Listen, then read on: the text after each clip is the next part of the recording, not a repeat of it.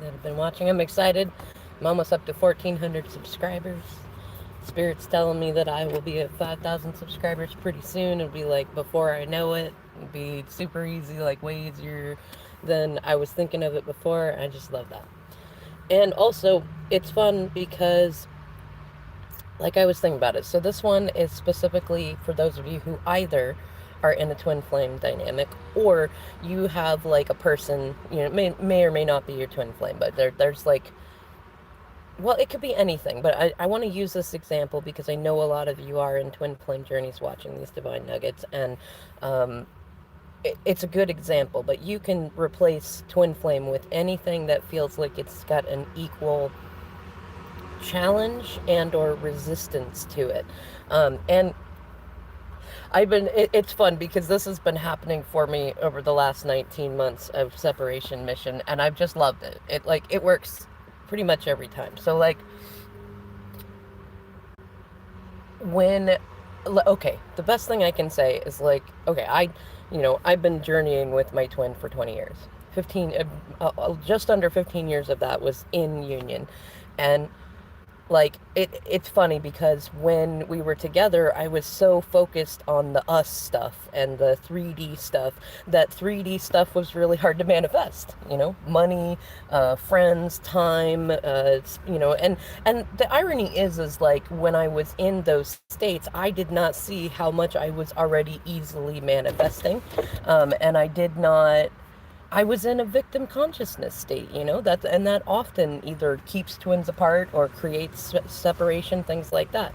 And it can happen in any relationship. If you're stuck in victim consciousness or like a 3D consciousness, yeah, like most relationships can't stand that, no matter how powerful the connection is, because it just doesn't bring joy, right? It's not sustainably. In any case, the fun thing is, when you have something that you really, really desire, and you're finding yourself in a state where you're observing the lack of it, and you're still having a hard time, like if you're having a hard time like feeling like you already have it, it's already there, not 100% of the time, but like 80% of the time, 80-20 rule, right? Like if you're not comfortably consistently in that place, this is a great exercise for that. Is like, pick something that you'd really, really like, though you're not attached to having it. One of the ones that I'm playing with, that I love, and I need to memorize her last name. She does some great talks. Shelly something. I shared some of her posts on my thing. And she follows law of attraction stuff, and it's really not that different, but she explains it in a very pleasant and pithy way, and I really feel inspired by that. And it's one of those like, what was it? She just achieved her first $1 million. And so I was thinking about it. Hi, Elizabeth. I was thinking about it, and I love the way that she went about it. It's like, for her, it was not really a big attachment. She was already comfortable with where she was financially. She already had stuff. So like, manifesting $1 million, manifesting being a millionaire was really, it wasn't a need. It wasn't a, oh my gosh, if this doesn't happen, it'll be the end of the world and I'm going to take a huge self-worth hit. No, like, she just set her mind to like, I'm going to be a millionaire. Like, it's inevitable. And I'm comfortable if I'm not, because it doesn't matter, because I'm already comfortable. And so, like, I'm playing with that because I've been seeing, like, all 19 months going on during separation mission, how I've been doing that. It's actually really funny because with my DM, I know that, like, the expectation of how I would be during separation was very different. Like, he followed what he felt was inevitable of what all people would do, following the crowd. I went the other way. And like, it actually makes him quite a great deal more envious that I've been going for all the other things and not worrying about relationship, not worrying so much about our union and stuff, which I did over focus on in the beginning, but then Spirit got me the right people and the right things and reminded me of who I was. And I'm not your typical person. I'm not for everybody. And not everybody's for me, and I just love this, like, millionaire mindset thing of like, you know what, I'm gonna be a freaking millionaire. And what's great is I can remember in the past saying similar things. I wanted it. I wanted it so much because my DM was very 3D focused, and it was all about like, if we don't have enough money coming in, I can't be happy. I can't go enjoy life with you. I can't help you do this thing. Like, he couldn't see past his own nose, and it's like what was in front of his nose was bills and money and a past of, and I get it, in his past there was a lot of poverty, like I really get it, and there I've been in and out of poverty myself, to every level you can imagine, sleeping in cars and going, not every level, but a lot of levels. And like, it felt like I had to get that. I had to have a big money goal. I had to have a big thing. Otherwise, we couldn't be happy, because I could see that the money wouldn't make him happy. But it felt like if I could get the money, or I could help him manifest the money, then he would see that money doesn't buy love. It doesn't create happiness. It doesn't do those things. Though, because I was in a state of lack and a state of need, and I was attaching the presence of a certain amount of abundance and money to our happiness and our relationship, I was reflecting him in that, and the money never came. In fact, the money slipped through our hand. Like, what's funny is, I shouldn't even say the money never came. We had money come in, but it slipped through our hands. Like, if a fight came in, or an argument, or someone else needed some money, like, it was gone. It was gone. And the irony is, like, now, over the last 19 months, as I've worked on me and becoming more emotionally stable, like, he's amassed a lot of money, but he still hasn't reached any of his goals. He still hasn't achieved any of what he wants, which isn't a bad thing. It's just kind of ironic, because I've been getting to each of my goals, and now I'm in this place where, like, spirit is setting my table, has been setting my table, and part of what's on my table is that it's like the tortoise and the hare thing. I've been on the tortoise path, slow and steady, while the arrogant hare is like jumping around and like, oh, I'll take a nap and don't worry about it, and we'll do all this.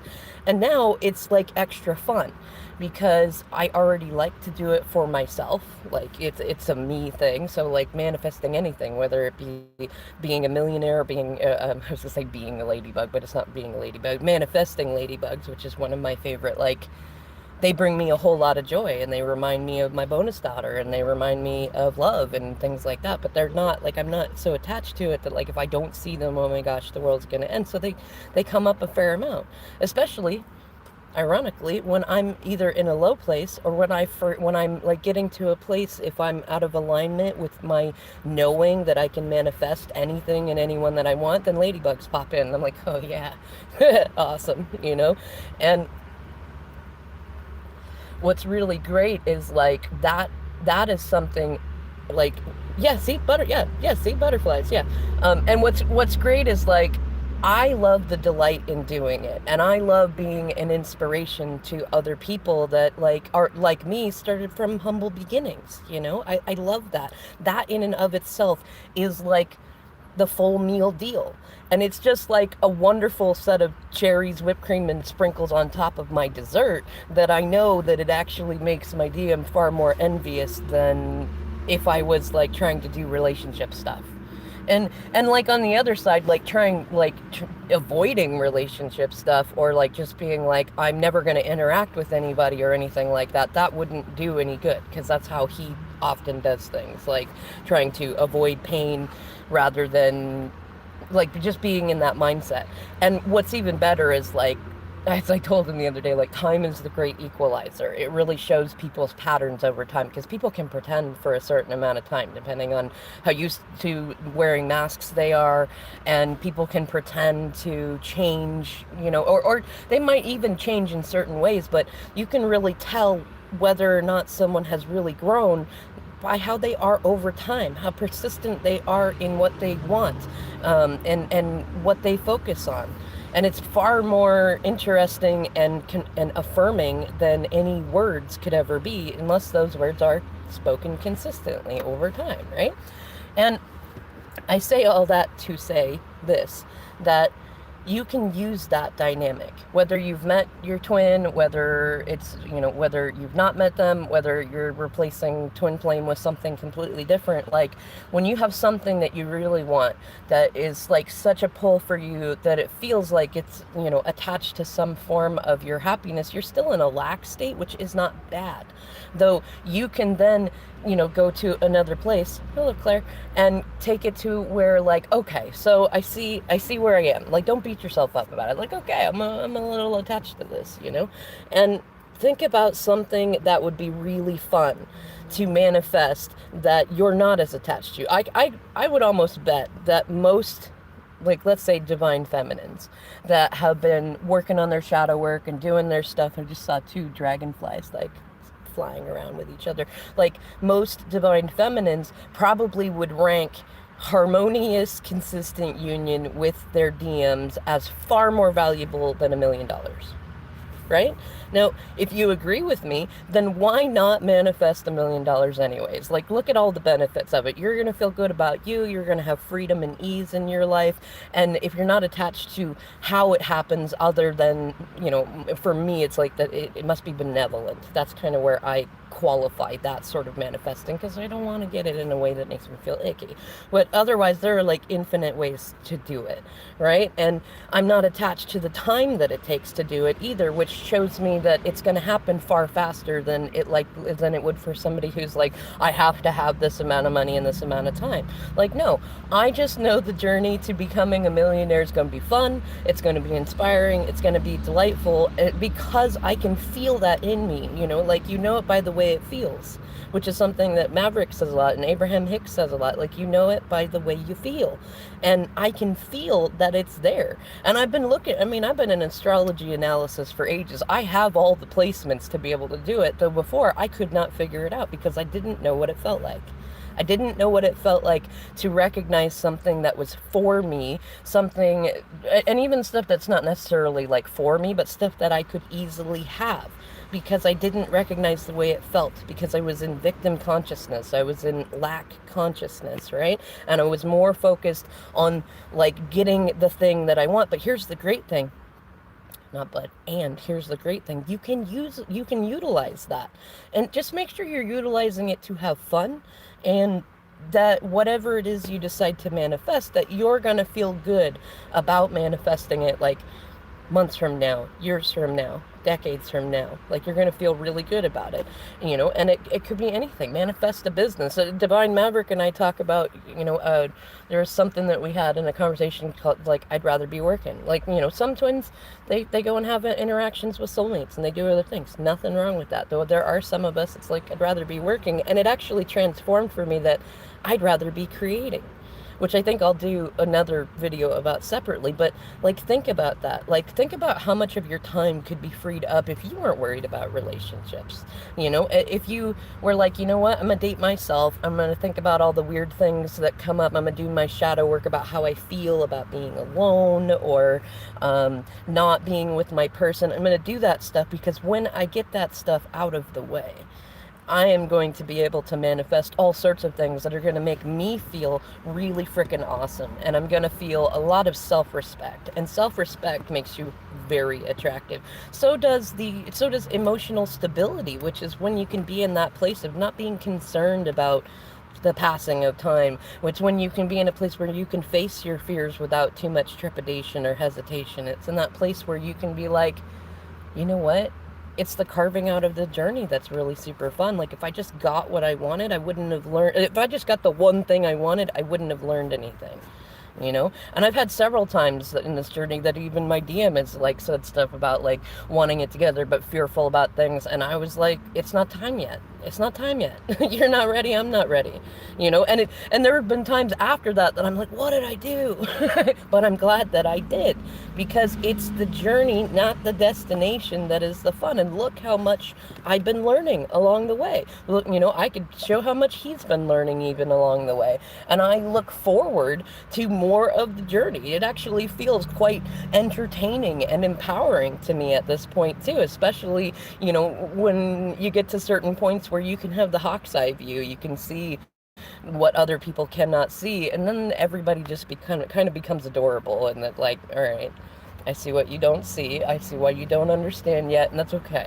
You'll get there. I have faith in you. I have faith in everybody, and that's when you can get to that space where you're no longer in a desperation energy of like, oh my gosh, I have to help them, or oh my gosh, I can't do this thing, I can't make my music, I can't start a business, I can't learn about tarot cards, I can't take that class, I can't clean up that mess, I can't, you know, and you get into that. Change that. Change that. Everything that you feel like you've been avoiding because you don't have the one thing you really, really want, change that to I can do this. I can do this. I can do that. And start doing it. Start manifesting it. Trust me, here's the other thing too. Like, if you've confirmed that through reflection that you are twin flames, think about what they're going to feel like if you are raising the bar and you are manifesting, you are creating, you are working, and you're doing it in ways that are not like workaholicism. Like, you're not using it to escape the emotional work you need to do. You're really doing all the work, and you're manifesting everything from butterflies and ladybugs and bees and snakes and foxes and hawks to healthier family dynamics, to $1,000, $10,000, $100,000, $1,000,000, to a really great course program that people absolutely love and can afford, to t-shirts, to smiles on people's faces. Like, you know, you can run the gambit. Like, there are all sorts of things that you can manifest, especially because if you have something like a twin flame energy, whether it's them or not, that's going to be the thing that you're still in, kind of, even if you're really high up there, you're really good at it, you know, if you're still consistently in a place of observing that it's not there in 3D yet.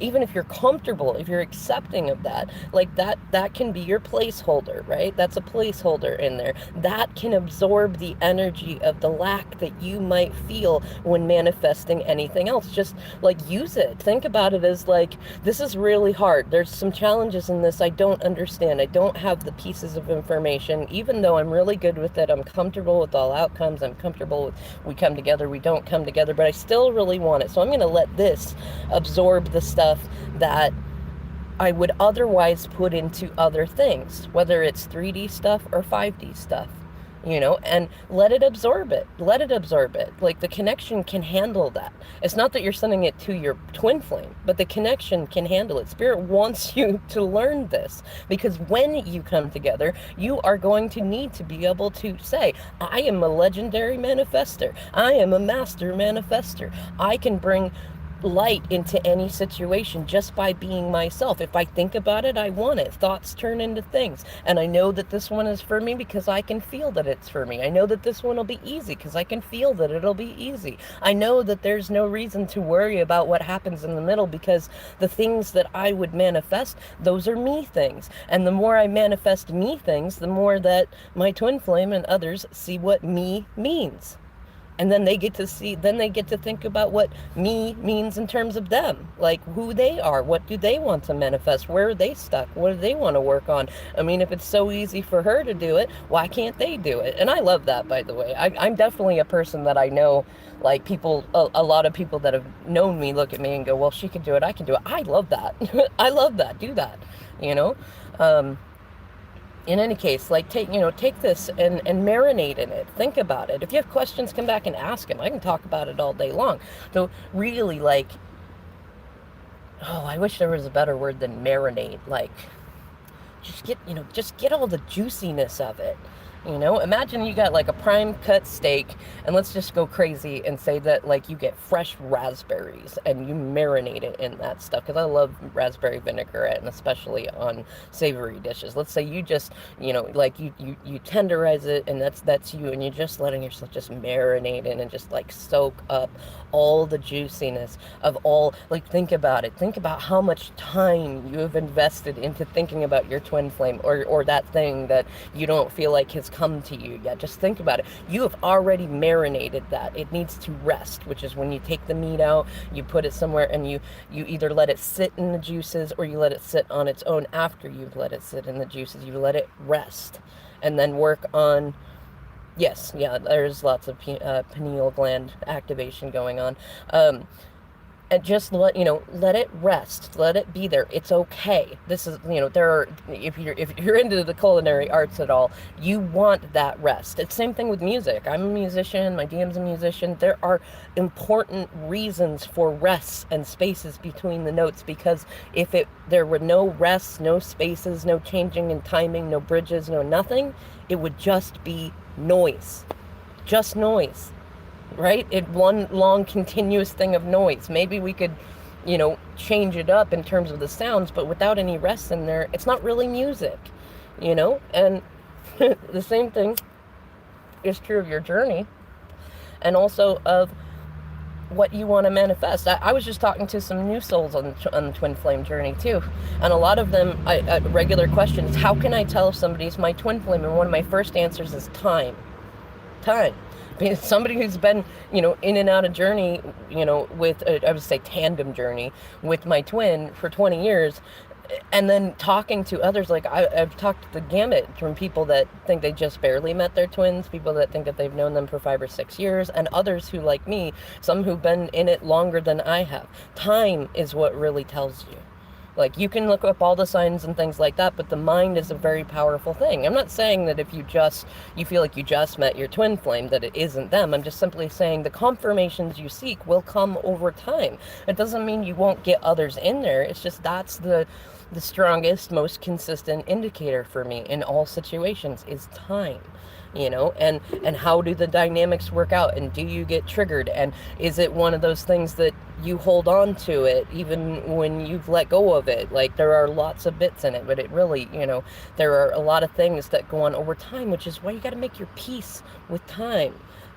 One being that time is not linear. All things are always happening, have happened, and will happen. And also, when you see it presented in the 3D, especially when you're changing timelines or speeding things up or slowing things down, it's very Pulp Fiction-like. It doesn't necessarily happen in the order that you would expect it to happen if time was linear. And the other thing is, even like when you look over the whole marathon, not the sprint, the marathon over time, then it will make sense in a more linear order. But that's when you start to recognize that part of the reason that separation missions occur, or that any relationship might not come together if you are a twin flame, whether you've found your twin or not. But if you are a twin flame, part of what can keep you from a relationship of any kind, at least pleasant relationship, and what can create separation missions in journeys with twin flames or even with soulmates, is your attachment to time, right? And here's the fun thing: if you recognize yourself in that level of healing, then make that a big thing that you start to release, right? Let the twin flame stuff rest. Let that meat rest in that raspberry juice. And then look at time.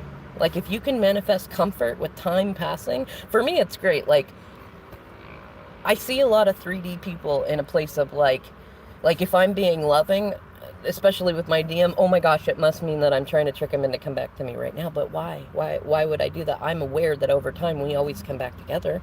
And I'm aware that there are plenty of things that I need to take care of in my own life. Like, I've done that work. I'm not in a place where it's like, oh my gosh, if it doesn't happen tomorrow, I'm going to be, or if it doesn't happen this year, or if it doesn't happen in 5 years.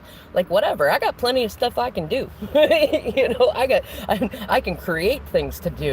Like, that's kind of where I've been at the last couple of months, is that I realized, I released a whole lot of things and I had a whole lot of room. At one point I was almost waiting for spirit to fill that space, and it was like, oh no, that you get to create it. And I thought that's great. That's perfect for me. I love that. I'm going to create things in this space. I'm going to make some messes. I'm going to try some things out. I'm going to make some mistakes. I'm going to talk about what goes on. Like, let's just have fun. And that for me is that it's its own new creation. Like, I'm thinking of making a shirt that says, I'd rather be creating. I'd rather be working. I'd rather be manifesting, because it's not that relationships aren't beautiful. You want to go and experience them, do it. Same thing with twin flaming. You want to do it, fine. So this is part of the journey. This is how you release attachment to what you're marinating in the back without being like, fuck them and move on kind of thing. Without, it's how you release with faith and with grace. Let it rest. Set a timer if you feel like you need the 3D stuff in there. Like, I'm going to let it rest for 30 minutes, which could be 30 days if you're talking about, a relationship type thing. Let it rest. Do something else. Create something. You don't have to do someone else. Like, I think a lot of people get stuck in that. It's either my twin or it's someone else. It's either I'm rich or I'm poor. It's either I'm this or I'm that. Like, that's splitting. Get out of black and white thinking. Stop putting yourself on a pedestal. Stop putting others on a pedestal. But do put yourself on a platform and recognize that you're legendary. You can do anything that you want with this time right now. You're really going to sit there and think about the stuff you don't have, that you don't like, that you're afraid of? Really? I mean, go for it, but I'm not going to be the one to sit there and encourage you to do it. I will always say, hey, that's your journey, that's cool, but I want to play with the people that are like ready to be like, okay, what's that thing that I've been afraid of? Like, while my twin flame stuff is resting over here in raspberry banana sauce, I'm going to be over here looking at, okay, what are all the places I've been afraid to go to? What are all the things that I've been anxious about facing? Who are the people that I've been meaning to talk to but haven't been? What are the things that around the house that I've not been that I've been neglecting, either because they seem like small jobs or they're not as big a priority, or because I've been stuck not letting my savory dish marinate, right? And those are the people I want to play. Like, let's go with that, because once that stuff's out of the way, let's have fun. Let's create stuff. Like, even if it's horrible stuff, let's create stuff. And I don't mean horrible as in bad. I just mean like when you're putting together a song, sometimes it's horrible, and that's okay. Those are some of my favorites to hear. Like, I think I did a Story of Us video a while back called We're Dead Hot, and it was a band, and I love it, and they had the most awful song called We're Dead Hot, and you know it, man. But it was great. It was great in its horribleness. Like, let's make that stuff, let's do fun stuff. Let's not worry about the passing of time, because then you get into the pocket world that I know of as in no time, where time flies because you're having fun. And it really is that easy. Like, that's another great manifestation that I've been using for a long time. It's that easy. And if you don't feel like it's that easy, ask Spirit to show you how everything can be that easy. That could be your thing to work on. And once you get that down, everything is easy, right? So, I'm going to take my exuberant self and I'm going to either make another video or I'm going to go do some DoorDash. Either way, I'm loving the hustle. I hope that you're loving your hustle. Please message me if you'd like to, either here or at wickedlydivinefeminine@gmail.com. And keep your ears and eyes open, because I'm creating some free and some paid coursework on one of my favorite websites, and I will be releasing that soon, and it'll be fun, it'll be messy, it'll be creative, and I know that everyone's gonna love it. All right, y'all. I'll see you in the next video.